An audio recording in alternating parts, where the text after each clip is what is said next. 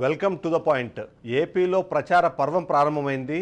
మొత్తాన్ని మనం చూస్తున్నాము. ఏదైతే అధినేతలు డైరెక్ట్గా అది ఇప్పటికే ప్రచారం ప్రారంభించిన నేపథ్యంలో ఆరోపణలు, ప్రత్యారోపణలు, దానికి తోడు ఎందుకు ఓటు వేయాలి, ఎందుకు ఓటు వేయొద్దు అన్న విషయాన్ని చాలా విశదీకరించే ప్రయత్నం చేస్తున్న నేపథ్యం మనం చూస్తున్నాం. అదే సందర్భంలో కొన్ని సందర్భాల్లో ఆ ఆరోపణలు శృతి మించుతున్నాయా అన్న అనుమానం కూడా చాలామంది ప్రజల్లో వస్తున్న నేపథ్యం మనం చూస్తున్నాం. దానికి తోడు ఏదైతే ఇప్పుడు కూటమి నుంచి మొదలైన ఈ ప్రచార పర్వము, అలాగే మేం కూడా సిద్ధం అంటూ వైసీపీ చేస్తున్న ప్రచారం ఈ మొత్తం మీద చూస్తుంటే మాత్రం ఖచ్చితంగా ప్రజలను ఆలోచింపజేస్తాయా లేకపోతే అసహించుకునేలా చేస్తాయా అన్న అనుమానం కొద్దిగా కనిపిస్తున్న నేపథ్యంలో ఎందుకు ఈ ప్రచారంలో అలాంటి ఆరోపణలకు తావొస్తుంది, అంతేకాకుండా కొన్ని బిలో ద బెల్ట్ కొట్టేలాంటి కొన్ని ప్రకటనలు కూడా వినిపిస్తున్న నేపథ్యంలో ఎందుకు అలాంటి పరిస్థితులు ఉన్నాయన్న విషయం పైన మనం డిస్కస్ చేద్దాం. మనతో పాటు జాయిన్ అయ్యారు విక్రమ్ పూలా గారు, రాజకీయ విశ్లేషకులు, అలాగే మనతో పాటు పూడి తిరుపతిరావు గారు, బీజేపీ అధికార ప్రతినిధి మనతో పాటు జాయిన్ అయితే, అలాగే రవిచంద్రారెడ్డి గారు, సీనియర్ వైసీపీ నాయకులు, అధికార ప్రతినిధి మనతో పాటు జాయిన్ అయ్యారు.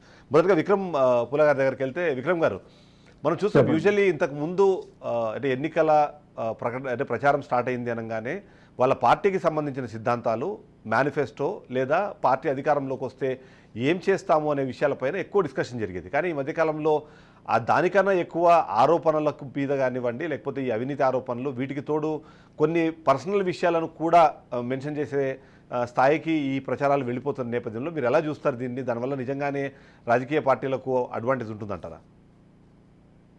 ముందుగా డిబేట్లో పాల్గొంటున్న తిరుపతిరావు గారికి, రవిచంద్రారెడ్డి గారికి, మీకు ప్రేక్షకులకి గుడ్ ఈవినింగ్ అండి. మీరు చెప్పినట్టుగా అంటే ఈరోజు కొత్తగా వచ్చింది ఏం కాదండి. ఇది చాలా దాదాపుగా ఒక దశాబ్దం కాలంగా ఈ ప్రత్యారోపణలు శృతి మించి వ్యక్తిగతమైనటువంటి ఆరోపణల స్థాయికి వెళ్ళింది. అందువల్ల కొత్తగా ఈరోజు మొదలైంది మన రాష్ట్రంలోనే అనుకోవటానికి లేదు. ఇటు తెలంగాణలో కావచ్చు, దేశవ్యాప్తంగా కూడా కావచ్చు, ఇటువంటి ఆరోపణలు, ప్రత్యారోపణలు. అంటే గతంలో మీరు అన్నట్టుగా ఏంటంటే ప్రజల ముందుకు వెళ్ళినప్పుడు అధికారంలో ఏమో 5 ఏళ్లలో మేము ఏం చేశాము, తర్వాత ఇంకా ఏం చేస్తామని చెప్పుకునేవాళ్ళు. అదేవిధంగా ప్రతిపక్ష పార్టీలు మాత్రం అధికారంలోకి వస్తే ఏం చెప్తామనేది మేనిఫెస్టో ద్వారా కావచ్చు, హామీల ద్వారా కావచ్చు, వివిధ వర్గాలకు ఇచ్చేటువంటి హామీలు కావచ్చు, ఇట్లా చెప్పుకునేవాళ్ళు. కానీ మన రాష్ట్రంలో పొలిటికల్ కల్చర్ అది మారిపోయి చాలా కాలం అయింది. మీరు అన్నట్టుగా బిలో ది బెల్ట్ పాలిటిక్స్ చాలా కాలంగా జరుగుతున్నది. వ్యక్తిగతమైనటువంటి మాటలతో అటాక్ చేయడం ఇదంతా కూడా, ఆఖరికి తిట్టడం కూడా మనం చూస్తున్నాము. కొడాలి నాని గారు అయితే అసలు అందరికంటే కూడా ఆయన ముందు వరుసలో ఉంటాడు ఈ రకమైనటువంటి దోషంలో. అదేవిధంగా తెలుగుదేశంలో కూడా ఉన్నారు. అంటే కేవలం నేను ఆయన ఒక్కడనే అనను, ఎందుకంటే మాటకు మాట ఇప్పుడు ఏంటంటే పంటిక పన్ను, కన్ను కన్ను అని మధ్యయుగాల నాటి సంస్కృతి ఏదైతే ఉందో ఆ సంస్కృతి రాజకీయాల్లో ఉంది. ఇది అన్డిజైరబుల్. మీరు అన్నట్టుగా ఏంటంటే ఇది మంచిది కాదు. కానీ మంచిది కాదని ఎవరు చెప్తారు, ఎవరికి చెప్పాలి? పార్టీలో గతంలో ఏంటంటే కొంతమంది మేధావులు ఉండేవాళ్ళు, థింక్ ట్యాంక్ ఉండేవాళ్ళు. వాళ్ళు ఏ విధంగా ఈ ప్రచార శైలిని తీసుకెళ్ళాలి, ప్రజలను ఏ విధంగా ఆకట్టుకోవాలి అని వాళ్ళు చెప్తా ఉండేవాళ్ళు. కొంత ఇటువంటి ఎవరైనా కూడా గతంలో కూడా రాజీవ్ గాంధీ గారు ఉన్నప్పుడు కూడా రాజీవ్ బ్రిగేడ్ అని కొంతమంది ఉండేవాళ్ళు. ఎందుకంటే నాయకుడిని మెప్పించడం కోసం కొంచెం వ్యక్తిగతమైనటువంటి దూషణలకు వెళ్తా ఉండేటువంటి వాళ్ళు ఉండేవాళ్ళు. కానీ అదే సమయంలో పార్టీలో మేధావులు అనేటువంటి వాళ్ళు కూడా ఉండేవాళ్ళు. వాళ్ళని కంటైన్ చేసేవాళ్ళు, ఇది మంచిది కాదు ఇటువంటిదని. కానీ ఇప్పుడు పార్టీలో ప్రోత్సహిస్తున్నాయి, అటువంటి వాళ్ళకే పదవులు ఇస్తున్నాయి, అటువంటి వాళ్ళనే తీసుకొచ్చి డిబేట్స్కి పంపిస్తున్నారు. అందువల్ల ఇక మనం ఏంటంటే ఏదో సామి చెప్పినట్టు గొంగట్లో తింటా వెంటుకలు ఏరుకోవటం లాంటిదే తప్ప ఇదేమీ లేదు. కాకపోతే ఒకళ్ళు ఎక్కువ, ఒకళ్ళు తక్కువ, ఎవరికి కూడా సరిపోయినది కాదు. బట్ ప్రజలందరూ ఇవన్నీ గమనిస్తారు. అంతిమంగా వాళ్ళు ఇచ్చే తీర్పు వాళ్ళు ఇస్తూ ఉంటారు. ఎస్, తిరుపతిరావు గారు, ఇక్కడ అంటే గతంలో నేను అన్నట్టుగా ఆరోపణలు చేసినా సరే ఏదైతే ప్రభుత్వ వైఫల్యాలకు సంబంధించిన డిస్కషన్స్ జరిగేవి, అవినీతి జరిగిందనో, అవినీతి చేసే క్రమంలో ఒకరు లాభపడ్డారు, ఒకరు ఇలా జరిగింది అన్న విషయాలు ఎక్కువ డిస్కషన్కి వచ్చేవి. కానీ ఇవాళ కుటుంబాలకు సంబంధించిన, కుటుంబ నేపథ్యాలకు సంబంధించిన డిస్కషన్స్ చేస్తూ రావడము. ఇప్పుడు మీరు చూస్తే ఇప్పుడు వైసీపీకి సంబంధించి చూసినప్పుడు కంపల్సరీ వాళ్ళ చెల్లెలకు సంబంధించిన డిస్కషను, లేకపోతే వాళ్ళకి సంబంధించిన ఇతరత్ర విషయాలను ఇతర పార్టీ వాళ్ళు మాట్లాడడం, అలాగే 3 పిల్లలకు సంబంధించి వైసీపీ పార్టీ నాయకులు మాట్లాడడము, ఇవన్నీ చూస్తుంటే ఎంతో కొంత ఈ ప్రచారంలో శృతి మించుతున్నాయా, లేకపోతే ఆ యావలో పడి అసలు విషయాన్ని ఏమైనా పక్కదారి పట్టిస్తున్నారన్న అనుమానం కూడా కొద్దిమందిలో కలుగుతుంది. దానికి మీ విశ్లేషణ ఏంటి? ముందుగా అందరికీ నమస్కారం. క్షమించాలి, తెలుగుదేశం ప్రతినిధులు ఇవాళ ఉంటారా మన డిబేట్ లో? తెలుగుదేశం పార్టీ వాళ్ళు ఫోన్ ఇన్లో వస్తారు, వాళ్ళు కూడా వస్తారు, జాయిన్ అవుతారు కొద్దిగా లేట్గా. అదే ఎందుకు నేను అడిగానంటే, ఇప్పుడు విక్రమ్ గారు చెప్పారు, ప్రత్యేకించి మన రాష్ట్ర రాజకీయాల్లో ఖచ్చితంగా ఈ పరుష పదజాలము, వ్యక్తిగత దూషణలు ఇవి పెరిగిపోయిన మాట వాస్తవం. ఉల్లగా విక్రమ్ గారు చెప్పినట్టుగా వాళ్ళ బోండా ఉమా అవ్వచ్చు, లేకపోయినట్టయితే తెలుగుదేశం సందర్భంలో ఉండేటప్పుడు ఆయన వాడినటువంటి పదజాలం, అలాగే ఇవాళ చెప్పినటువంటి వీళ్ళంతా కూడా ఒక కేటగిరీ. నాకు తెలిసి ఇది పార్టీ అధిష్టానానికి అధినేతలకి తెలియకుండా జరుగుతుంది అని చెప్పేసి ఒక్కరు అనుకోవట్లా. ప్రత్యేకించి విక్రమ్ గారు అన్నట్టుగా ఇప్పుడు ఉన్నటువంటి వాతావరణంలో టిట్ ఫర్ టాట్ వాళ్ళు అలా మాట్లాడుతున్నారు కాబట్టి ఆ పార్టీ వాళ్ళు మన పార్టీ నుండి కూడా ఒకరిద్దరిని తయారు కావాలని చెప్పి తయారు చేస్తున్నట్టు కూడా ఉంది. ఈ కల్చర్ ఆ విధంగా మారుతుంది. ఇది నేను ఎప్పుడు వాడే సామెత, ఎల్లమనంచను పోలమ్మను పొగడను, అందరికీ వర్తిస్తుంది. అయితే భారతీయ జనతా పార్టీ సంబంధించి వచ్చేటప్పటికి మేము వీటన్నిటికి కూడా కాస్త దూరంగా, చాలా దూరంగా ఉండాల్సినటువంటి పరిస్థితి ఉంది. దానికి నేను ఉదాహరణగా చెప్పగలను. మేము ఉదాహరణకి అధికార ప్రతినిధులుగా మేము ఎక్కడైనా ఒక హెచ్చు తగ్గులుగా మాట్లాడితే, సిస్టమ్ కాదు నేను చెప్పే, సిస్టమ్ గురించి కాదు, లేకపోతే సబ్జెక్ట్ గురించి కాదు, పదజాలంలో కూడా ఏదన్నా ఉంటే మమ్మల్ని అబ్జర్వ్ చేసే వ్యవస్థ ఒకటి ఉంటుంది మా దగ్గర. ఖచ్చితంగా మాకు దాని గురించి అడ్వైజ్ చేస్తారు. అట్లాంటి మన కల్చర్ కాదని చెప్పేసి. దానికి తోడు నేను ఒక ఉదాహరణ చెప్తా. ప్రస్తుతం మనం ఎన్నికల రణరంగంలో ఉన్నాం దేశవ్యాప్తంగా. అవును, మేము కూడా దాదాపు ఒక 100 మంది వరకు సిట్టింగ్ ఎంపీలను మార్చినటువంటి ఒక సందర్భాన్ని కూడా నేను ఇక్కడ కోట్ చేస్తాను. అఫ్ కోర్స్ అది మా తాలూకా సిస్టమ్ అనమాట. దాన్ని ఎందుకు మారుస్తామనేసి అంటే, ఒకటి, ఎన్నికైనటువంటి సభ్యులందరూ ఒకే విధమైనటువంటి పనితీరు చూపించినటువంటి సందర్భంలో తక్కువ పనితీరు ఉన్నటువంటి వాళ్ళని మార్చడం ఒక ఎత్తు అయితే, ఇంకొకటి ఏంటనేసి అంటే, ఏదైతే ఈ కొత్త తరానికి అవకాశం ఇవ్వాలని చెప్పేసి కొన్ని సందర్భాల్లో మారుస్తుంటాం పాత తరాన్ని. ఆ విధంగా దాదాపు ఒక 100 స్థానాల్లో మేము ఇవాళ కొత్త అభ్యర్థులను ప్రకటించినటువంటి సందర్భం దేశవ్యాప్తంగా.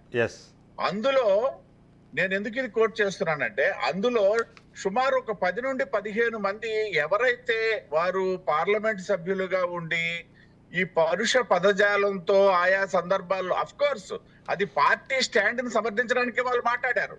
పార్టీ స్టాండ్ ను సమర్థించకుండా పార్టీకి వ్యతిరేకంగా మాట్లాడలే. నాకులాగే పార్టీ స్టాండ్ ను మాట్లాడుతూనే ఎవరైతే ఈ ఓవర్ గా మాట్లాడారు, ఈ పరుష పదజాలం వాడారు, ఇటువంటి వాళ్ళని ఇవాళ పక్కన పెట్టినటువంటి సందర్భాలు నేను చెప్తాను. వాళ్ళు గతంలో లక్షలాది మెజారిటీతో గెలిచినటువంటి పార్లమెంట్ సభ్యులనే భారతీయ జనతా పార్టీ పక్కన పెట్టి, మీరు ఈ విధమైన, అంటే దానికి మా పార్టీ స్టైల్ కూడా ఎలా ఉంటదంటే, వెంటనే స్పందించిపోయే అవసరం ఉండదు. అవసరమైతే ఆ సందర్భంలో కొంత సమర్థిస్తూనే సమయం వచ్చినప్పుడు మీరు సరిదిద్దుకోవాలని చెప్పి పక్కన పెట్టే కల్చర్ భారతీయ జనతా పార్టీలో. నేను ఎందుకు చెప్తున్నానంటే, ఖచ్చితంగా రాజకీయాలు అనేటప్పుడు వ్యవస్థల మీద నడవాలి, వ్యవస్థ తాలూకా పనితీరు మీద నడవాలి విమర్శలు అనేవి.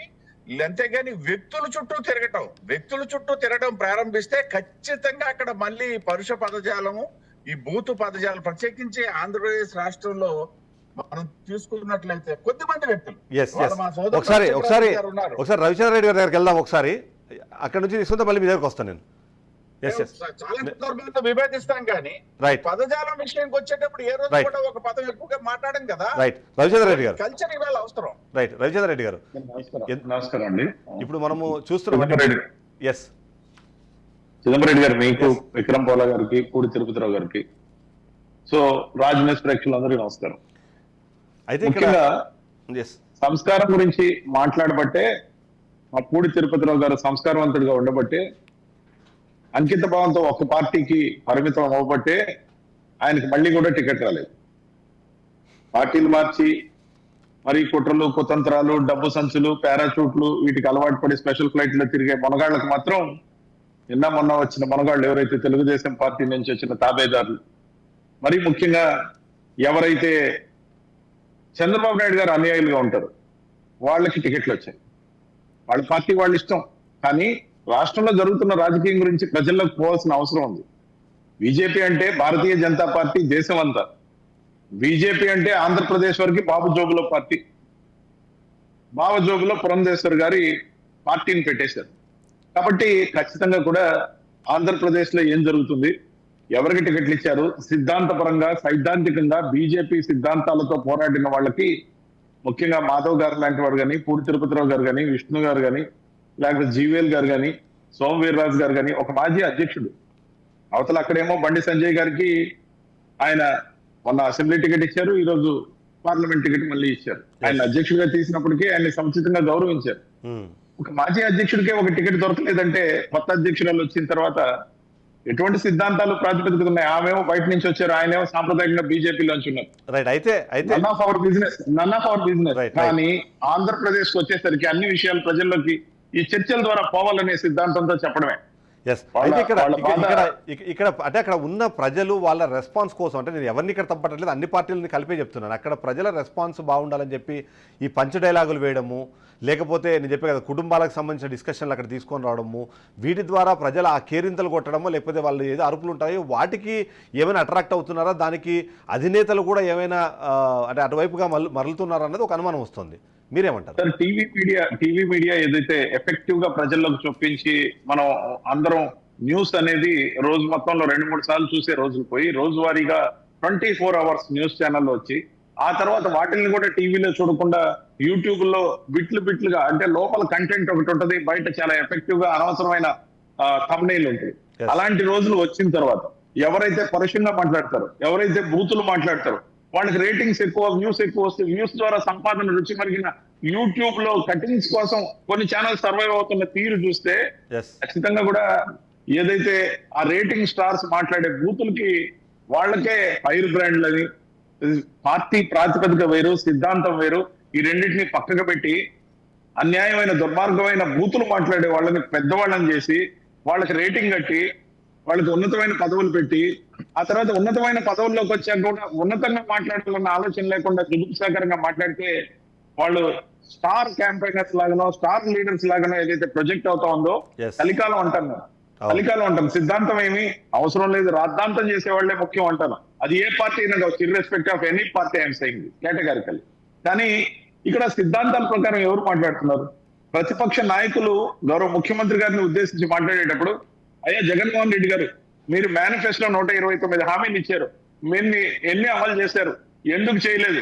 మీరు అమలు చేసిన వాటిలో కొన్ని లోపాలు ఉన్నాయి, ఆ లోపాలని మీరు కవరప్ చేయొద్దు, అవి ప్రజలకు తెలియాలని. కానీ అలా కాకుండా మరి అనేక విషయాల మీద మీరు చేసిన సంక్షేమ పథకాల్లో ఎక్కడైనా లూప్ హోల్స్ ఉన్నాయని కానీ, లేకపోతే హుందాగా మాట్లాడే తీరు ప్రతిపక్ష నాయకులకే లేదు. సాక్షాత్ ఏ రోజు కూడా పక్కదారి పట్టించడం, ప్రజల్ని ఏమార్చడం, గతంలో వాళ్ళు చేసిన 14 సంవత్సరాల పరిపాలన చంద్రబాబు నాయుడు గారిలో ఒక 4 అంశాలు చెప్పుకునేదానికి కాదు కదా, ఒక్క అంశం కూడా గత 14 సంవత్సరాల్లో నేను ఈ అంశం ప్రాతిపదికగా ప్రజల్ని మేలు చేశాను, ఇలాంటివన్నీ తీసుకొస్తున్నాను ఈసారి చెప్పకుండా, రైట్, ఒకవైపు వివేకానంద రెడ్డి గారి కేసు, ఒకవైపు డ్రగ్స్ అనో, ఒకవైపు సైకోనో, దుర్మార్గమైన నీచమైన ఎత్తుగడలతో ప్రజల్ని ఏమార్చి వాళ్ళ ఫెయిల్యూర్ ని కప్పిపుచ్చుకునే విధంగా మాట్లాడుతూ ప్రజల్ని చాలా చులకన భావంతో చూస్తున్నారు. వాళ్ళ మెమరీ షార్ట్ అని వాళ్ళ మెమరీతో గేమ్ ఆడుతున్నారు.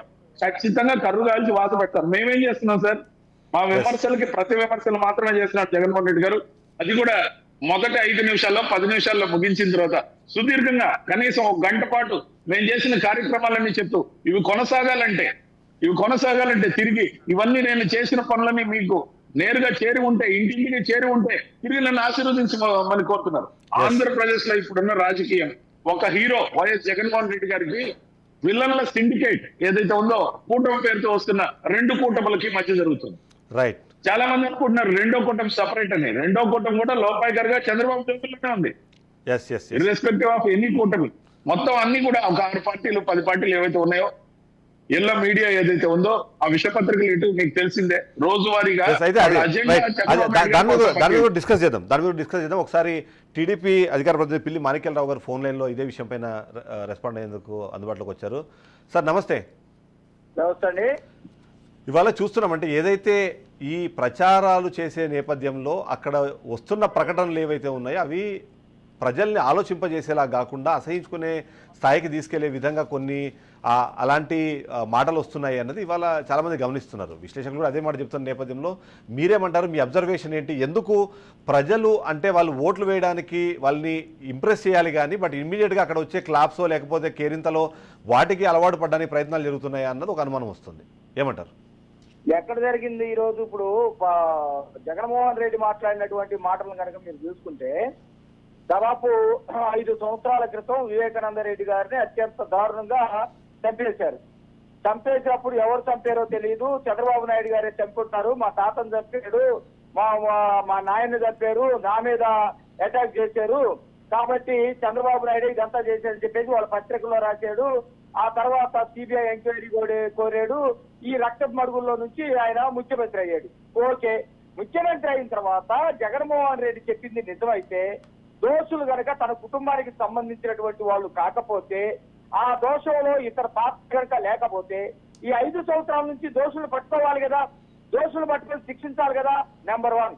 నెంబర్ 2, చంద్రబాబు నాయుడు గారు చేయనటువంటి వాటికి ఆయన మీద నేరాలు మోపి జైల్లో పెట్టాడు కదా. నిజంగా చేసి ఉంటే ఆధారాలతో సహా చూపించారు కదా ఈ విషయంలో. మరి చప్పట్లు కొడతారనా, లేకపోతే ఈ విషయాలు మర్చిపోయి ఉంటారనా, లేకపోతే ప్రజలకి ఇవన్నీ కూడా పట్టవనుకుంటున్నాడా జగన్మోహన్ రెడ్డి?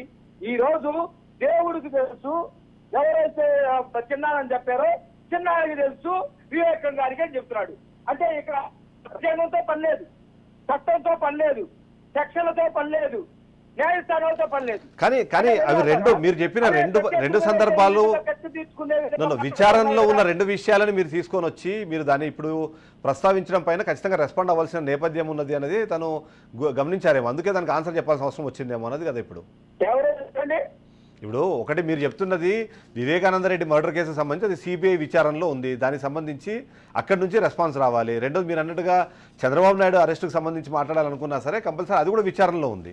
ఆ 2 విచారణలో ఉన్న అంశాలను మీరు ప్రచారంలోకి తీసుకొచ్చే ప్రయత్నంలో దానికి సమాధానం చెప్తే దానికి మీరు ఇలా రెస్పాండ్ అవుతున్నారు అన్నది కదా ప్రశ్న. నేనేమంటున్నానంటే, ఇప్పుడు నేను ఒక పార్టీ అధికార ప్రతినిధి, ప్రతిపక్ష నాయకుడిని.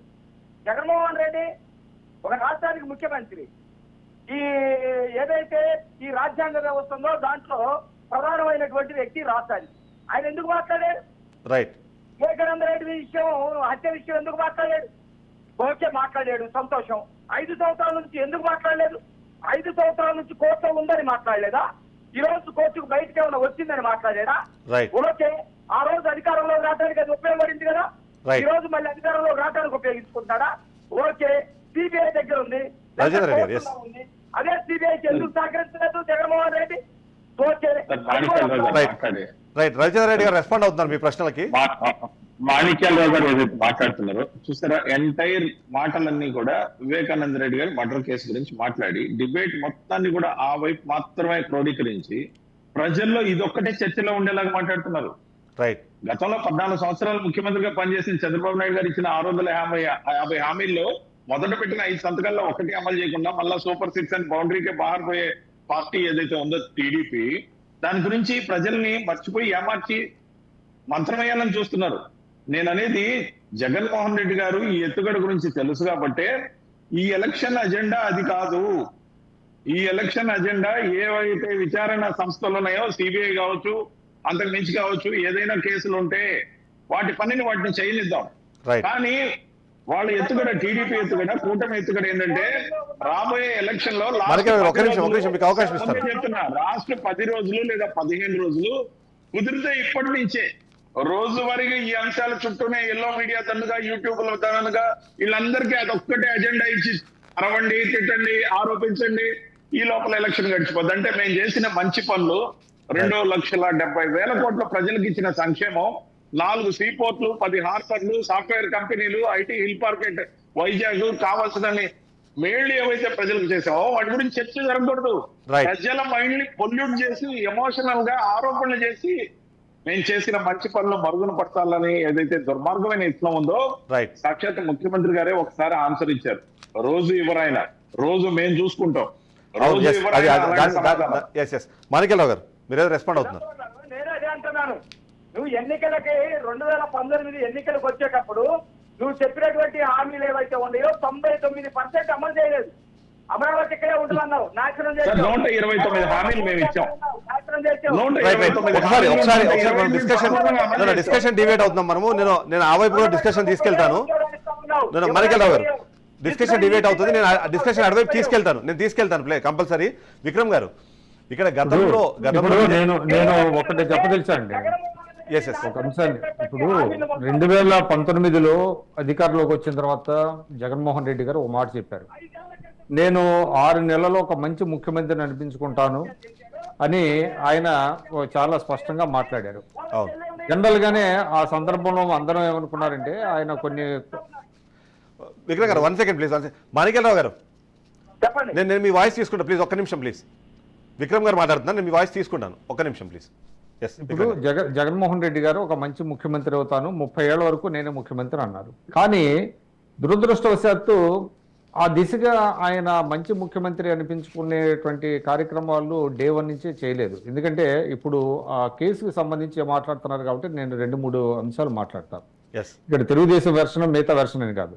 ఫస్ట్ ఆయన అపోజిషన్ లో ఉన్నప్పుడు దాని మీద సిబిఐ ఎంక్వైరీ ఏమన్నారు, ఏమని డిమాండ్ చేశారు, సిబిఐ ఎంక్వైరీ వేశారు. అధికారంలోకి వచ్చిన తర్వాత ఏం జరిగింది, సిబిఐ ఎంక్వైరీని అవసరం లేదని చెప్పి విత్డ్రా చేసుకున్నారు. ఆ తర్వాత మీరు గమనించండి, ఏ సందర్భంలో కూడా ఒక్కసారి కూడా ముఖ్యమంత్రి గారు కానీ హోమ్ మినిస్టర్ గారు కానీ ఈ కేసుకు సంబంధించి మీడియా ముందుకు వచ్చి ప్రజలకు ఒక వివరణ ఇచ్చేటువంటి అవకాశం రాలా. అటువంటిప్పుడు ఏమవుద్ది, ప్రజల్లో అనేకమైనటువంటి అనుమానాలు వస్తాయి. సో ఇప్పుడు వాళ్ళ సొంత ఎవరైతే హతుడు ఉన్నారో వివేకానంద రెడ్డి గారు, వారి కుమార్తె వచ్చి బయటకు వచ్చిన తర్వాత కూడా ఒక రెస్పాన్సిబుల్గా ఒక హోమ్ మినిస్టర్ గారు, ఎందుకంటే వాళ్ళ పరిధిలో ఉంటుంది లా అండ్ ఆర్డర్ అనేది, అక్కడ వచ్చి ఒక ప్రెస్ కాన్ఫరెన్స్ పెట్టకుండా మిగతా వాళ్ళతో మాట్లాడిస్తున్నారు. అంటే దీని మీద సహజంగానే అనుమానాలు వస్తాయండి. అందువల్ల అసలు మొట్టమొదటిగా ఏంటంటే ఒక పారదర్శకత ఉండాలి, పరిపాలనలో పారదర్శకత ఉండాలి.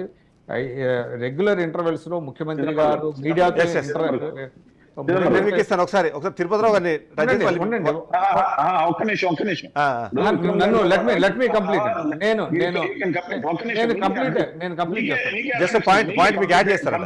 ఒక పాయింట్ అడిగారు విక్రమ్ గారు కూడా లేదంటూనే ఏదైతే అదే కేసు గురించి మాట్లాడుతున్నారు. విక్రమ్ గారు మీరు విశ్లేషకుడు, మీరు విఘ్నులు, అంటే ఆయన స్టార్ట్ చేశారు కాబట్టి సార్ నేనేమంటానంటే ఆ కేసు మీద మీరు మాట్లాడుతున్నారు కాబట్టి ఆ case point sir I'm adding A point. However మీరు కూడా ఆ కేసు చుట్టూనే ఈ డిబేట్ ని తిప్పాలనుకుంటే, సిబిఐ విచారణ చేస్తున్న దాని గురించి డిబేట్లలో రోజు చర్చించుకుంటుంటే మీడియా ట్రయల్స్ ఏంటి అసలు? మీడియా ట్రయల్స్ ఏంటండి? ఈ కర్మ మనమంతా లాయర్లా, ఇది కోర్టా?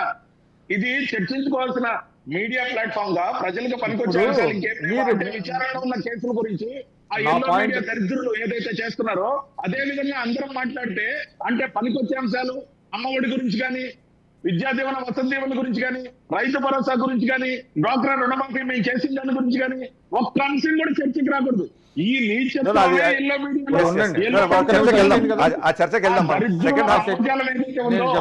దరిద్రుల భావజాలం ఏదైతే ఉందో అన్ని టీవీలోకి మనం దయచేసి ఒప్పించదు. విచారణ అంశాన్ని సిబిఐ పరిధిలో ఉన్నదాన్ని మనం అందరం డిబేట్ చేసుకుందాం అనుకుంటే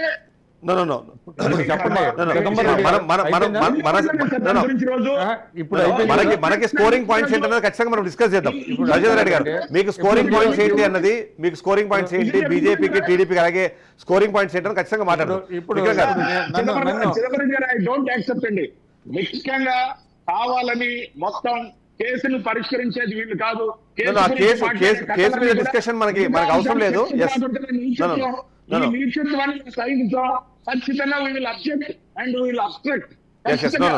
అది మన పాయింట్ కానే కాదు. విక్రమ్ గారు ఇప్పుడు ఇప్పుడు ఆ కేసు గురించి పర్టికులర్ మాట్లాడారు కాబట్టి అందుకే మనం కొద్దిసేపు ఆ కేసుకు సంబంధించిన డిస్కషన్ పక్కన పెట్టి నేను నా అబ్జర్వేషన్ ఒకటి చెప్తాను, దాని మీద మీరు ఒకసారి విశ్లేషించండి. ఒక మాట వినండి, విక్రమ్ గారు కంప్లీట్ చేయనివ్వండి. రైట్. రాజేంద్ర రెడ్డి గారు లాస్ట్ పాయింట్. విక్రమ్ గారు ఒక పాయింట్ చెప్తున్నారు. రైట్. అట్లా కాదండి, ఇప్పుడు ఏం చెప్తున్నారు, అట్లా కాదండి, ఇప్పుడు మీడియా ట్రయల్స్ అన్నారు, నేను ఏకీపిస్తా. రాజేంద్ర గారు మీ పాయింట్ కి వచ్చారు. రాజేంద్ర రెడ్డి గారు మీ పాయింట్ కి వచ్చారు. విక్రమ్ గారు ఉండండి, ఆయన మాట్లాడినవారు ఏంటి? విక్రమ్ గారు, yes. ఏంటి మీరు మాట్లాడినవరా? మీరు రాజేంద్ర రెడ్డి గారు, one second please. Rajendra Reddy గారు, రాజేంద్ర రెడ్డి ఒక నిమిషం. రాజేంద్ర రెడ్డి ఒక నిమిషం ప్లీజ్. ఒక పాయింట్ అని చెప్పి అసలు ఆయన మాట్లాడినవాడా? మీరు విక్రమ్ గారు మీరు మాట్లాడండి. రాజేంద్ర రెడ్డి గారు, ఒక నిమిషం రాజేంద్ర రెడ్డి గారు ఒక నిమిషం ప్లీజ్, 1 minute ప్లీజ్. మీరు ఆగండి. విక్రమ్ గారు, మీడియా ట్రయల్స్ చేయడానికి చేస్తున్నారు ఉండండి. ఇప్పుడు ఏంటంటే చంద్రబాబు నాయుడు కేసు గురించి కూడా మాట్లాడండి మీరు. ఆ డిస్కషన్ వద్దులేండి, మనం ఆ డిస్కషన్ వెళ్ళేది వద్దు. అయితే విక్రమ్ గారు ఒక్క అబ్జర్వేషన్ కంప్లీట్ చేయండి విక్రమ్ గారు. ఇప్పుడు మీడియా ట్రయల్స్ చేయడానికి నేను కూడా దానికి ఆమోదం తెలపను. Yes, కానీ yes. బట్ ఈ కేసులో ఏం జరిగింది? ఎందుకంటే అపోజిషన్ లో ఉన్నప్పుడు సిబిఐ ఎంక్వైరీ కావాలని అడిగిన తర్వాత, అధికారంలోకి వచ్చిన తర్వాత సిబిఐ ఎంక్వైరీ అవసరం లేదని డ్రాప్ చేసుకున్నారు. అంటే అప్పుడు జగన్మోహన్ రెడ్డి దానికి అప్పుడు ఒక క్లారిటీ ఇచ్చారు. రాజేంద్ర గారు ఒక నిమిషం, అప్పుడు క్లారిటీ ఇచ్చారు ఏంటంటే, అప్పుడు మా ప్రభుత్వం లేదు కాబట్టి అన్యాయం జరుగుతుందేమో అని అనుమానం ఉంది. ఇప్పుడు మా ప్రభుత్వం వచ్చింది కాబట్టి సిట్టు దర్యాప్తుని మేము చేస్తామని చెప్పి ఫస్ట్ సిట్టు దర్యాప్తు చేశారు. రైట్. మేబీ మన డిస్కషన్ డివేట్ అవుతుంది కాబట్టి విక్రమ్ గారు ఒక చిన్న రిక్వెస్ట్, డిస్కషన్ డివేట్ అవుతుంది కాబట్టి ఇప్పుడు నా అబ్జర్వేషన్ కూడా చెప్తాను. గతంలో ఏవైతే అంటే ఒక నాయకుడు మాట్లాడారు అంటే ఆయన మీద ఆరోపణలు చేయడానికి ఇంకొక నాయకుడు రంగంలో దిగేవాళ్ళు, స్పెసిఫిక్గా చెప్పాలంటే కొన్ని కులాలకు సంబంధించిన నాయకులు మాట్లాడినప్పుడు అదే కులానికి సంబంధించిన నాయకులను ప్రెస్ మీట్లు పెట్టి వాళ్ళని విమర్శించేవాళ్ళు. కానీ ఇప్పుడు డైరెక్ట్గా అధినేతలే ఆ పనిని చేయడం కానీ అంటే అక్కడికి వెళ్ళడం అన్నది దాన్ని ఎలా చూడాలంటారు? ఇప్పుడు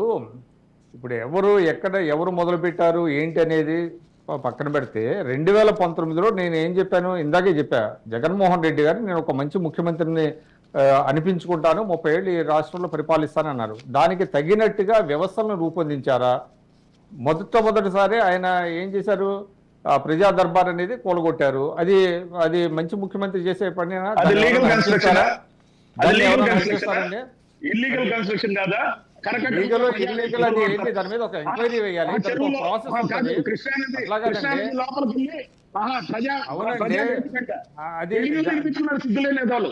అట్లా కాదండి, దాని మీద ఒక ఎంక్వైరీ వేసి దాని మీద రిపోర్ట్ చేసి ఇల్లీగల్ అయితే FTL పరిధిలో ఉంది అన్నదాన్ని ఇప్పుడు ఇది లీగలా ఇల్లీగలా అనేటువంటిది చూడాల్సింది. ఇది వెంటనే దానికి జడ్జిమెంట్ కి రాకూడదండి. ఎవరన్నా అడగండి. అయితే విక్రమ్ గారు ఇప్పుడు వైసీపీ చెప్పే పాయింట్ ఏంటంటే, మీరు కూలగొట్టిన ప్రజా దర్బార్ గురించి మాట్లాడుతున్నారు కానీ వేలాది స్కూళ్ళని మేము. ఒక నిమిషం చిదంబరెడ్డి గారు, అసలు మీరు ఈ సబ్జెక్ట్ ఏం మాట్లాడారు? ఈ స్టార్ట్ చేసింది ఏంటి? ఎందుకు ఈ విధమైనటువంటిది అంటే దోషణలు పర్వం ఎందుకు వస్తుంది? ఆయన ఏమంటాడు, మీరెవరని మాట్లాడతానికి అంటున్నాడు ఆయన. అంటే ఎవరు, ఏ పార్టీ వాళ్ళు? అంటే ఒక న్యూట్రల్ పర్సన్. నేనేం చెప్పాను?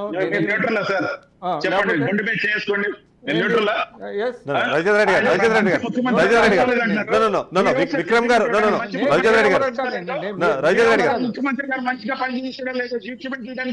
అది విశ్లేషిద్దాం. రాజేంద్ర రెడ్డి గారు, అవును. అయితే అది యాక్సెప్టెడ్ కాదు. విక్రమ్ గారికి మాట్లాడే టైం ఇద్దాము, తర్వాత మీరు దాని మీద ఆన్సర్ రెస్పాండ్ అవుతుంది. రాజేంద్ర రెడ్డి గారు కాకపోయినా ఒకటండి,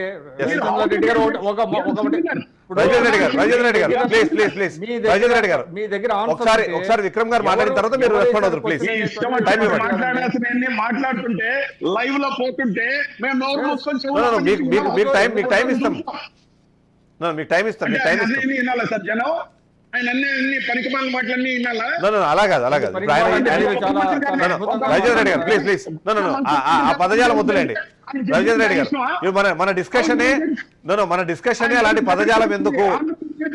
ఆ పదజాలం ఎందుకు అన్న దగ్గర మన డిస్కషన్. రాజేంద్ర రెడ్డి గారు, ఆ డిస్కషన్ ఎందుకు అన్న దగ్గర మన డిస్కషన్. తెలంగాణలో నీ ఓటు పెట్టుకొని నువ్వు ఒక విశ్లేషణ రూపంలో ఆంధ్ర ముఖ్యమంత్రి గురించి మంచి పరిపాలన చేయట్లేదట. ఏం మనిషి? Rajendra Reddy garu, this is not accepted.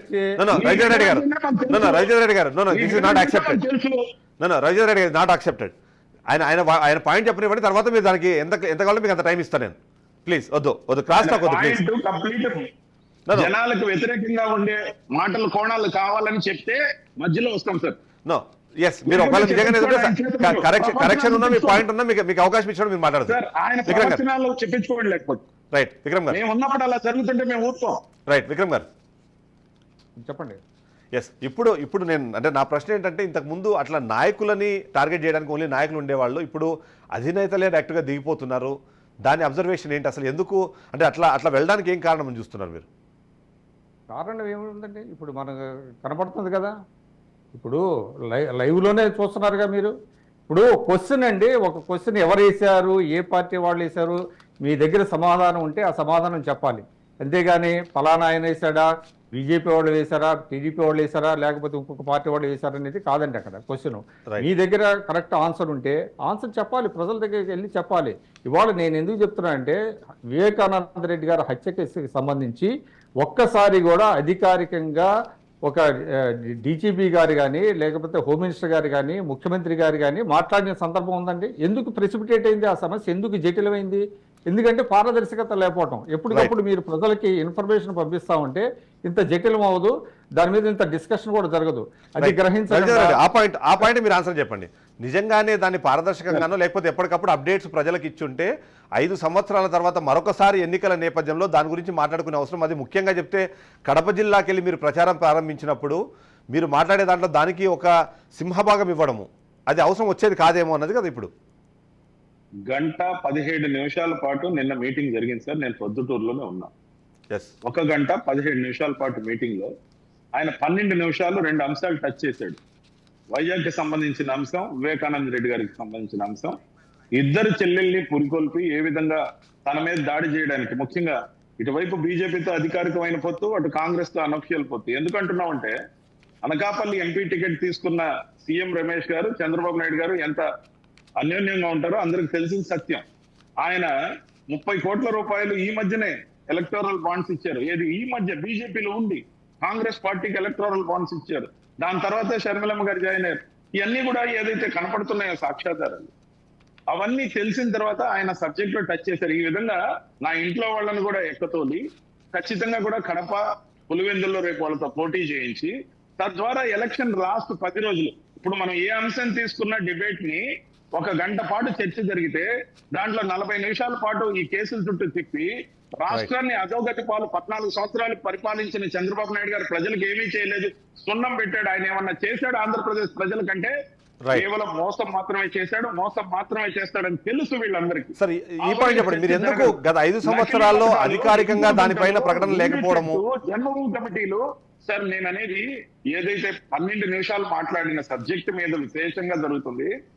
మరి 1:05 పాటు ఏదైతే ఉపన్యాసం జరిగిందో, ప్రజలకి మా పరిపాలన 58 నెలల్లో ఏ విధంగా చేశామో, ప్రతి గ్రామాన ఒక గ్రామ సచివాలయం, ప్రతి గ్రామాన ఒక రైతు భరోసా కేంద్రం, ప్రతి గ్రామాన ఒక ప్రాథమిక ఆరోగ్య కేంద్రం, ఫ్యామిలీ డాక్టర్ కాన్సెప్ట్, 5 లక్షల నుంచి 25 లక్షలుగా పెంచిన ఆరోగ్యశ్రీ స్కీము, 3034 ఏదైతే అనారోగ్యాలు ఉన్నాయో ఆరోగ్యశ్రీలో కవర్ చేసిన విధానము, కోవిడ్ ని ఒక్క ఆంధ్రప్రదేశ్ ప్రభుత్వం, జగన్మోహన్ రెడ్డి గారి ప్రభుత్వం మాత్రమే ఆరోగ్యశ్రీలో చేర్చిన ప్రభుత్వం, పేదలను ఆదుకున్న ప్రభుత్వం, ఇంటింటికి రేషన్, ఇంటికి మీరు అన్నట్టుగా ఇన్ని మంచి పాయింట్లు మాట్లాడేటప్పుడు గంట 5 నిమిషాలు మాట్లాడితే 1:05 మాట్లాడిన సబ్జెక్టులు ఏది చర్చకు రావు. నా పాయింట్ అదే రాకూడదు. నా పాయింట్ అదే. అంత మంచి విషయాలు చర్చకు రాకుండా ఉండడానికి కారణాల్లో మొదటిది వివేకానంద హత్య కేసు సంబంధించి ఒక సంచలనమైన కేసు, 2 పవన్ కళ్యాణ్ 3 మ్యారేజ్లకు సంబంధించి మాట్లాడటము. I strongly object. Whoever they may be, they want to make diversion in politics about the original issues. ఆ ఒరిజినల్ ఇష్యూస్ ఏవి రాకూడదు, జరిగిన మంచి ప్రజల్లో పోకూడదు. ఖచ్చితంగా ప్రతి ఛానల్లో సాయంత్రం గాని, ఉదయం గాని, మధ్యాహ్నం స్పెషల్ డిబేట్లలో గాని ఈ అంశాలు మాత్రమే జరుగుతున్నాయి.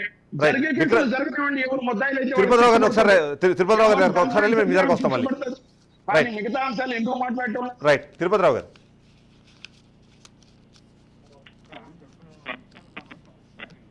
సో మీ వాయిస్ వినిపించట్లేదు. తిరుపతిరావు గారు, నో వినిపించట్లేదు మీ వాయిస్. హలో, యా ఇప్పుడు వినిపిస్తాను, చెప్పండి. ఇక్కడ మనం ఇప్పుడు మన సబ్జెక్ట్ కి వచ్చి ఒకసారి పరిశీలిస్తే చాలా ఏంటంటే ఈ పరుష పదజాలంకి సంబంధించి లాస్ట్ కి ఇవాళ మా సోదరులు రవిచంద్రారెడ్డి గారు కూడా మళ్ళీ అక్కడికే వెళ్ళిపోయారు.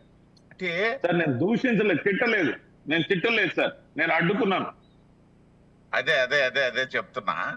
సాధారణంగా తన శైలికి భిన్నంగానే వెళ్ళడం అనేది జరుగుతుంది అన్నట్టు. అయితే ఈ స్థితిలో వాళ్ళ ఆయన పోలా గారు ఉన్నారు, వారు విశ్లేషకులు. విశ్లేషణ చేసేటప్పుడు కొన్ని సందర్భాల్లో అటు ఇటు ఉంటుంది, మనం దాన్ని పట్టుకోకూడదు కదా.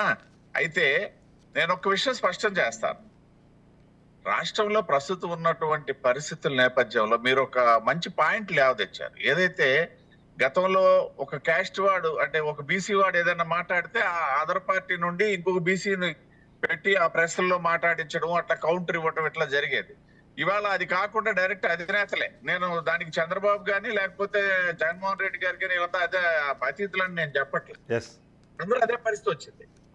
కాకపోతే ఎవరు మాట్లాడినా ఇప్పుడు నేను అదే చెప్తా, ఒక అధికార ప్రతినిధిగా మాట్లాడుతున్నాను అనేసి అంటే నేను పార్టీ ప్రతినిధిగా మాట్లాడేటప్పుడు పురంధేశ్వరి గారి మాటలుగానే తీసుకోవాలి, లేకపోయినట్టు జేపీ నడ్డా గారి మాటలుగానే తీసుకోవాలి. ఎవరు మాట్లాడినా సరే ఆ పరిమితులకు లోబడే ఉండాలా.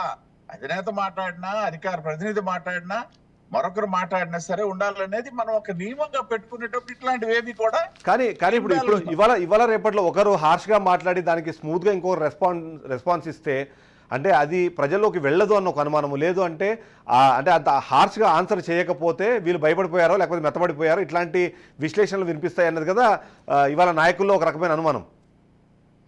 టిట్ ఫర్ టాట్ కూడా చాలా, ఈ అనుమానానికి కూడా కాలం చెల్లిపోయింది. గత దశాబ్దంలో అటువంటి ట్రెండ్ నడిచిందేమో గానీ ఇవాళ ప్రజలు కూడా తెలివి మీరారు. మాధ్యమాల ద్వారా ఎప్పటికప్పుడు అప్డేట్ అవుతున్నారు. ప్రత్యేకించి సోషల్ మీడియా వచ్చిన తర్వాత ప్రతి పౌరుడు కూడా తన తాలూకా విధి విధానాలను వెళ్ళగెత్తికే అవకాశం వచ్చేసిందండి. గతంలో ఎవరో మాబోటి అధికార ప్రతినిధులకి అవకాశం ఉండేది, ఇవాళ కాదు. ప్రతి మనిషి కూడా తన తాలూకా ఓన్ మీడియా, సోషల్ మీడియా ద్వారా ఇవాళ తన అభిప్రాయాన్ని ఫ్రీగా చెప్పుకునే రోజుల్లో ప్రజలు కూడా చాలా తెలివితేటలు పెరిగాయి, వాళ్ళకి అవగాహన శక్తి పెరిగింది. నేను చెప్తున్నా, ఈ ఎన్నికల ఫలితాల అనంతరం మనం ఒకసారి కూర్చుందాం. ఎవరైతే ఇటువంటి పదజాలం గానీ లేకపోతే అసభ్యకరంగా ప్రవర్తించడం గానీ ఇటువంటివి ఏమి ఉన్నాయో డెఫినెట్ గా వాళ్ళకి ప్రజలు ఎగ్నెస్ట్ తీర్పిస్తారు, ఇర్రెస్పెక్టివ్ ఆఫ్ పార్టీస్. ఇంకొక మాట చెప్తాను నేను ఇక్కడ, అట్లా మాట్లాడిన వాళ్ళకి చాలా మందికి ఇవాళ సీట్లు కూడా దొరకని పరిస్థితి కనిపిస్తుంది మనకి. నేను అదే చెప్పాను. నేను ముందు మా పార్టీలోనే గతంలో లక్షలాది మెజార్టీతో గెలిచినటువంటి పార్లమెంట్ సభ్యులు ఈవేళ పక్కన కూర్చోవలసి వచ్చింది. ఈ కారణం వల్లనే. అంటే ప్రజలు అబ్జర్వేషన్ పెరిగింది, ప్రజల తాలూకు ఆలోచన శక్తి పెరిగింది. ఇవాళ నేను ఇంకో విషయం కూడా చెప్తానండి. ఏదైతే మన డిబేట్ లో కూడా టాప్ రేటింగ్స్ లో ఉన్నటువంటి డిబేట్ ఏదైనా డిస్టర్బెన్స్ వస్తే దాని రేటింగ్ పడిపోతుంది. చాలా మంది ఛానల్స్ షేర్ చేసుకుంటున్నటువంటిది ఆ రేటింగ్ సడన్ గా పడిపోతుంది. ఇవాళ కారణం ఏంటి? ప్రజలు ఇటువంటివి యాక్సెప్ట్ చేయట్లేదు. వాళ్ళు చూసేది సబ్జెక్ట్ ఆధారంగా విమర్శ అయినా లేకపోతే ప్రతి విమర్శ అయినా సబ్జెక్ట్ ఆధారంగా సజావుగా సాగాలనే కోరుకుంటున్నారు తప్పిస్తే గతంలో మనం చూసేవాళ్ళం ఇట్లాంటి ఏదైనా వాద ప్రతివాదనలు ఉంటే దాన్ని కొంచెం హైలైట్ చేసి చూపిస్తే ఆ రేటింగ్స్ పెరిగేవి. అవును, దాదాపుగా దశాబ్ద కాలం దాటిపోయింది డిబేట్లు చేయబట్టి. మీరు అన్నట్టుగా గతంలో ఇద్దరు తిట్టుకుంటున్నారంటే ఎక్కువ మంది జనాలు చూసేవాళ్ళు. ఇప్పుడు అది ఆ డిస్టర్బెన్స్ ఉందంటే మాత్రము ఛానల్ మార్చేస్తున్నారు. అదైతే 100% కరెక్ట్. స్కిప్ అయిపోతున్నారు. ఈవెన్ యూట్యూబ్ లో కూడా వాటిని పోస్ట్ చేస్తుంటే సరైనటువంటి రెస్పాన్స్ రావట్లేదు. లేదో తిట్టుకుంటారులే ఈ బీజేపీ వాడు, ఈ వైసీపీ వాళ్ళు, ఈ తెలుగుదేశం వాడు, లేకపోతే ఈ పోలా గారు ఇలాగే తిట్టుకుంటారు అన్నటువంటి భావన పబ్లిక్ లో ఎప్పుడైతే ఎస్టాబ్లిష్ అయ్యిందో మనం కూడా మారాలి. ఖచ్చితంగా సబ్జెక్ట్ ఆధారంగా దానికి ఉన్నటువంటి ఎంతవరకు అవసరమో అంతవరకే పరిమితులు లోబడి వెళ్ళేటప్పుడు మాత్రమే మనకు కూడా విశ్వసనీయత ఉంటుంది. లేదనేసి అంటే మనం కాకుల్లాగా అరుచుకోవడం వాళ్ళైతే కన్క్లూజన్ వైపు వెళ్దాం. మాణిక్యాలరావు గారు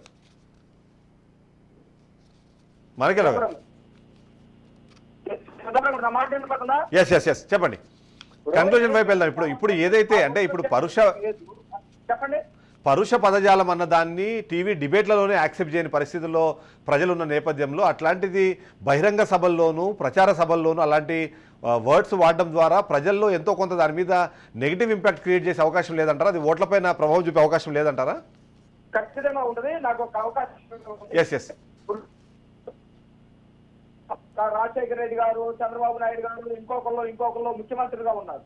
ఆ కాలంలో వాళ్ళ భాష ఎట్లా ఉందో, జగన్మోహన్ రెడ్డి ముఖ్యమంత్రి అయిన తర్వాత వాళ్ళ భాష ఎట్లా ఉంది, వాళ్ళ మంత్రుల భాష ఎట్లా ఉంది, ఎవరు తీసుకొచ్చారు, తర్వాత ముఖ్యమంత్రులే పక్కన ఉన్నటువంటి ప్రత్యర్థుల మీద ఎలాంటి భాష, వాళ్ళ వ్యక్తిగత జీవితాల మీద, వాళ్ళ కుటుంబాల మీద ఎలాంటి భాష, ఎవరు తీసుకొచ్చారు, ఇవన్నీ కూడా చూస్తా ఉన్నారు. ఇది ఒక అంశం. నిన్న ఇప్పుడు రవిచంద్ర గారు చెప్పినట్టు నిన్న అక్కడ ఏదైతే ప్రొద్దుటూరులో జరిగిన మీటింగు, ఆ ప్రొద్దుటూరులో జగన్మోహన్ రెడ్డి కుట్రే ఉందని నేను అనుకుంటా ఉన్నా. ఎందుకంటే కేవలం నిజంగా అతను అభివృద్ధి చేస్తుంటే, నిజంగా బిల్డింగ్లు కట్టుంటే, నిజంగా ఆసరాలు ఇచ్చుంటే, నిజంగా అమ్మవారు ఇస్తానన్నది ఇచ్చుంటే, నిజంగా మద్యపానం చేస్తానన్నది చేస్తుంటే, నిజంగా అమరావతి ఇక్కడే ఉంటుందన్నది ఉండి ఉంటే అదే మాట్లాడేవాడు, అదే అన్ని లీడ్ తీసుకునేది. కానీ అవేమీ చెయ్యలేదు కాబట్టి వాటిని పక్కదారి పట్టించాలంటే ఆ రోజు అధికారంలోకి రావడానికి మేము తప్పి పక్కన వ్యతిరేకం. 12 నిమిషాలు ప్రత్యర్థుల ఆరోపణలకి సమాధానం చెప్పారు. గంట 5 నిమిషాలు మేము చేసిన అభివృద్ధి గురించి చెప్పామన్నారు కదా ఇప్పుడు వైసీపీ నాయకులు చెప్తున్నారు. మాటలన్నీ నేను విన్నాను. ఈ రోజు కూడా ఆ రోజు చంపినటువంటి అతనికి తెలుసు, చంపడానికి గురైనటువంటి మా చిన్నానికి తెలుసు, ఆ దేవుడికి తెలుసు. అంటే ఇక చట్టాలు లేదు, ఇక రాజ్యాంగం లేదు, కోర్టులు లేవు, ఇంకేం వాళ్ళు తేల్చలేదు కాబట్టి నెంబర్ వన్ మరి సునీత గారి ఆవేదన ఏం కావాలి? ఆమె ఉత్తమ భాష మాట్లాడుతున్నా, ఆమెను మేము ప్రోత్సహిస్తున్నామని చెబితే, ఆ రోజు చంపేమని చెబితే ఓట్లు నేర్చుకోవాలి, అధికారంలోకి రావాలి. ఈ రోజు ఆమెను అంటే ఇక్కడ మేబీ అంటే ఇది సందర్భం కాదు, కానీ నాకు జస్ట్ ఒక పాయింట్. చంపాను అని ఒప్పుకున్న దస్తగిరి ఏమో బెయిల్ మీద బయట ఉండడానికి ఓకే, చంపారో లేదో అనుమానం ఉన్న వ్యక్తులు మాత్రం జైల్లో ఉండాలని చెప్పి పోరాడుతున్నారు కాబట్టే కదా చాలా మందిలో అనుమానం వస్తుంది. ఇదేంటి అసలు ఎటువైపు వెళ్తోంది ఇష్యూ ఎటువైపు వెళ్తోంది అన్నది. జ్యుడిషియల్ వ్యవస్థలో అప్రూవల్ గా మారినటువంటి వాళ్ళకి కూడా కొన్ని చట్టరీత్యా ఇవి ఉన్నాయి. అతను చంపాను కానీ ఎవరు చెబితే చంపాను, ఎందుకు చంపాను, ఎంత ఇస్తే చంపాను, ఆ చంపమన్న వాళ్ళ ఉద్దేశం ఏంటి, వాళ్ళు దేనికోసం చంపించారు, అది కదా డిస్కసిబుల్ ఇక్కడ అంటే మేబీ సరే డిస్కషన్ డిబేట్ అవుతుంది. జస్ట్ ఒక పాయింట్ దాన్ని క్లోజ్ చేయండి. ఎందుకంటే అతను చెప్పింది కూడా నేను డైరెక్ట్గా ఎవరితో భాస్కర్ రెడ్డితోనో లేకపోతే అవినాష్ రెడ్డితో నేను మాట్లాడాను చెప్పట్లేదు, వాళ్ళు ఎవరో మాట్లాడామని చెప్పారని కాబట్టి నేను విన్నానని చెప్పేసి అంతా ఏమంటారు ఇన్యాక్టివ్ వాయిస్లో చెప్తున్నారు కాబట్టి అక్కడ కొన్ని అనుమానాలు వచ్చాయి. ఏంటి దాని కొద్దిగా ఆ డిస్కషన్ నుంచి మనము మన పాయింట్లోకి వచ్చేద్దాము. మీరు చెప్పండి, ప్రజలు ఈ ప్రచారాల ఈ హోర్ ఏదైతే ఉందో దాన్ని బేస్ చేసుకొని ఓటింగ్ ని ప్రజలు ఎలా చూసే అవకాశం ఉందంట, దాంతో కన్క్లూడ్ చేద్దాం. ప్రజల్లో విపరీతమైన చైతన్యం వచ్చిందండి. ఏదైతే జగన్మోహన్ రెడ్డి గత ఎన్నికల ముందు ఇచ్చిన హామీలు ఉన్నాయో అవి నెరవేర్చాడా లేదా, నెరవేర్చలేని అబద్ధాలు చెప్తున్నాడా, నిజమా కాదా, మళ్ళీ వచ్చే విధ్వంసం జరిగిద్దా అభివృద్ధి జరిగిద్దా అనే దగ్గర ప్రజలకు ఒక క్లియర్ గా అవగాహన వచ్చేసారు. వాటి నుంచి తప్పించడం కోసం జగన్మోహన్ రెడ్డి ప్రయత్నాలు చేస్తా ఉన్నారు. రాష్ట్ర ప్రజలు వాటి నుంచి తప్పిపడేటువంటి పరిస్థితి లేదు. ప్రజలకి ఎవరు ఏంటి అనేది ఒక అవగాహన వచ్చింది. జగన్మోహన్ రెడ్డిని ఇంటికి పంపించడానికి ప్రజలు సిద్ధపడ్డారు. విధ్వంసులతో ఓటుకు వెళ్లాలని చూస్తా ఉన్నారు. ఎలక్షన్లు కూడా అరాచకాలతో నడపాలని చూస్తా ఉన్నారు. వాటిని నడపనీయకుండా చేయాల్సినటువంటి బాధ్యత రాజ్యాంగ వ్యవస్థ అయినటువంటి ఎన్నికల కమిషన్. దానికోసం మేము చెప్తా ఉన్నాం, ఎన్నికల కమిషన్ సక్రమంగా పనిచేయనివ్వండి. ఈ రోజు ఆపద్ధర్మ ముఖ్యమంత్రి అయినప్పటికీ కూడా ఉంటే ఆపద్ధర్మ ముఖ్యమంత్రి అయినప్పటికీ కూడా డబ్బులు వస్తా ఉంటారు. కంక్లూడ్ చేసేద్దాం, టైం ఎక్సీడ్ అవుతుంది, టైం కన్స్ట్రెయిన్ ఉంది కొద్దిగా. ఎస్, లాస్ట్ పాయింట్ చెప్పండి మనకెళ్ళ. రైట్, రజారెడ్డి గారు మీ దగ్గరకు వచ్చే ముందు ఒకసారి నేను తిరుపతిరావు గారితో ఒక మాట చేసి మీ దగ్గర నుంచి కంక్లూజన్ తీసుకున్నాను. తిరుపతిరావు గారు, ఇక్కడ ఓవైపు ఏమో మేము 99% ఏవైతే హామీలు ఇచ్చాం వాటన్నింటినీ అమలు చేశాం కాబట్టి నేను చేసిన పాలనను మీరు గమనించి నాకు ఓటు వేయండి అని ఓవైపు జగన్మోహన్ రెడ్డి డైరెక్ట్గా మాట్లాడుతున్నారు. వీళ్ళు గతంలో 5 సంవత్సరాలు మేము ఏం చేశామో చెప్పలేకపోతున్నారు అన్నది కూడా మరొక ఆరోపణ. ఈ సందర్భంలో ప్రజలు ఎలా చూసే అవకాశం ఉందంటారు? మీకు ఓవైపు 10 సంవత్సరాల నుంచి మీరు కేంద్ర ప్రభుత్వంలో అధికారంలో ఉన్నారు, ఇక్కడ 5 సంవత్సరాలు అంటే మొదటి 5 సంవత్సరాలు ఏమో టీడీపీ పార్టీతో డైరెక్ట్గా అలయన్స్లో ఉన్నారు, మళ్ళీ 5 సంవత్సరాలు మాత్రం ఏదో ఒక ఫ్రెండ్లీ అట్మాస్ఫియర్లోనే వెళ్ళారు అన్నది ఒక ఆరోపణ. ఈ సందర్భంలో ప్రజలు మీ పార్టీకి ఎందుకు ఓటు వేయాలి అన్న ప్రశ్నకు ఏం సమాధానం చెప్తారు? కన్క్లూజన్ చేద్దాం. చిదంబరం గారు, ఇప్పుడు మేము అధికారంలో భాగస్వామ్యం 4 సంవత్సరాల 3 నెలల పాటు కాదనట్లేదు. కాకపోతే మేము అక్కడ మైనర్ పార్టనర్స్, కేబినెట్ లో 2 బెర్తలతో మేము ఉన్నాం, వాళ్ళు కూడా అక్కడ 2 బెర్తలతో మాతో కలిసి ఉన్నారు. సరే, విడిపోయిన తర్వాత ఏం జరిగింది ఇవన్నీ ఒకటి.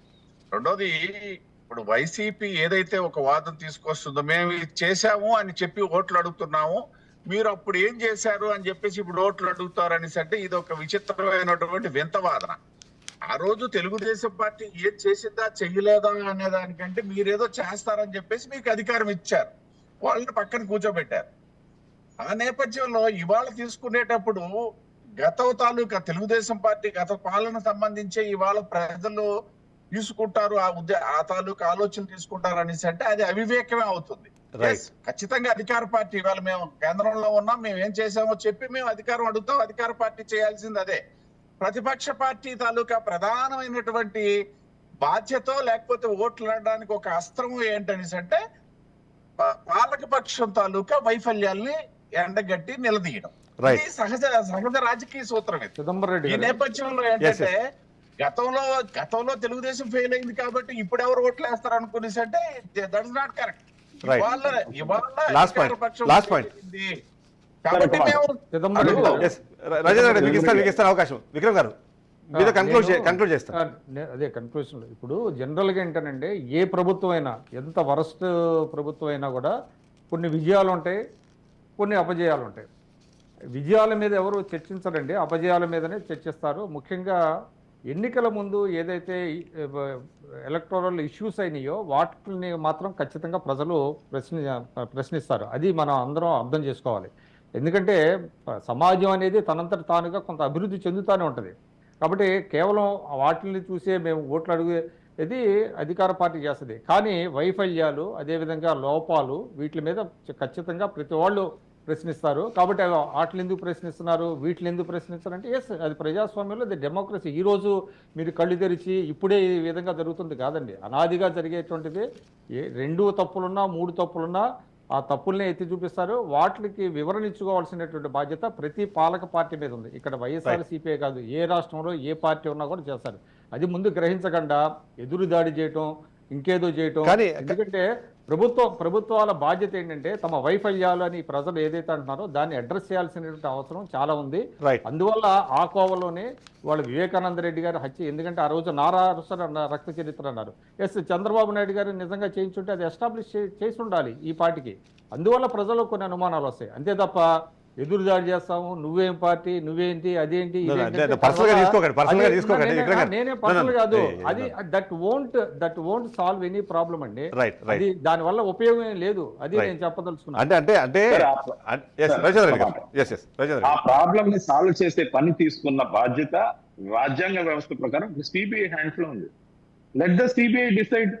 ఎంక్వైరీ పూర్తిగానండి, ఎవరు తప్పు చేసింటే గిల్ట్ ఎవరైనా శిక్ష పడనియండి అంటున్నాం. మేము ఎవరిని కాపాడే ప్రయత్నం మేమేం చేయమే. ఖచ్చితంగా ఎవరు చేసినా నేరమే, నేరస్తుడికి శిక్ష పడాలనేది మా కోణం. దాంతో పాటు ఇది ఒక ఫ్యాషన్ అయిపోయింది సార్ చిదంబరం రెడ్డి గారు.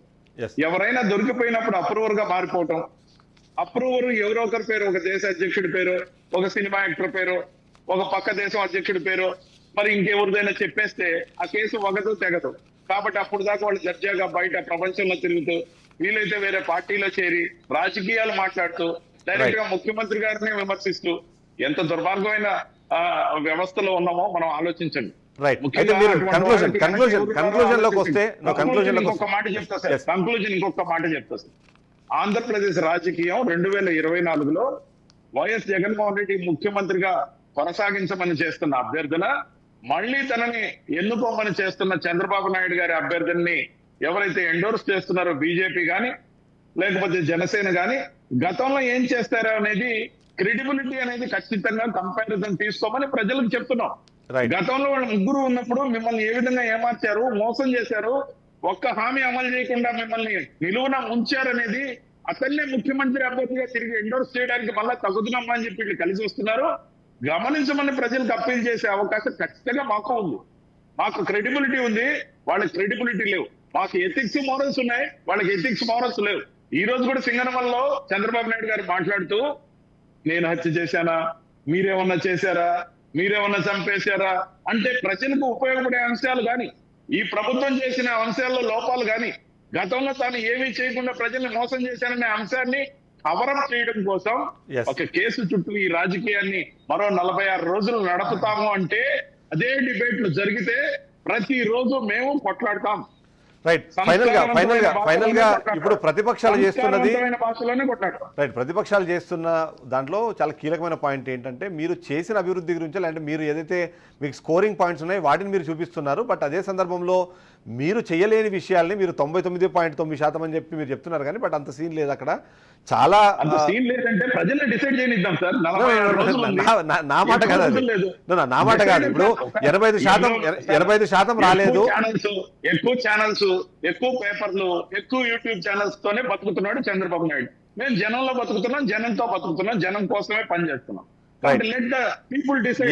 ఏవైతే అమలు కాని హామీలకు కీపింగ్ దెమ్ అవేర్.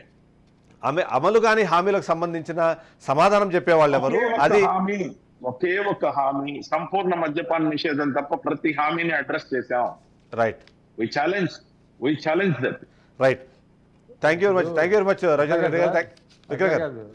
ఇప్పుడు ఆ పెన్షన్, పాత పెన్షన్ విధానాన్ని అమలు చేస్తా ఉన్నారు. అదే సిపిఎస్ కి జీపీఎస్ తీసుకొచ్చారు, అదే అడ్రస్ చేశారన్నారు, సాల్వ్ చేశారని కాదు. సిపిఎస్ ని రద్దు చేస్తామని చెప్పాం, సిపిఎస్ ని రద్దు చేశాం, జిపిఎస్ తీసుకొచ్చాం. Almost equivalent to OPS. ఉద్యోగులకి లేని బాధ ఉద్యోగులందరూ అప్రిషియేట్ చేసి పాలాభిషేకాలు చేసిన తర్వాత ప్రతిపక్షాలు సన్నాయి నొక్కులు నొక్కితే we are not ready to satisfy opposition parties.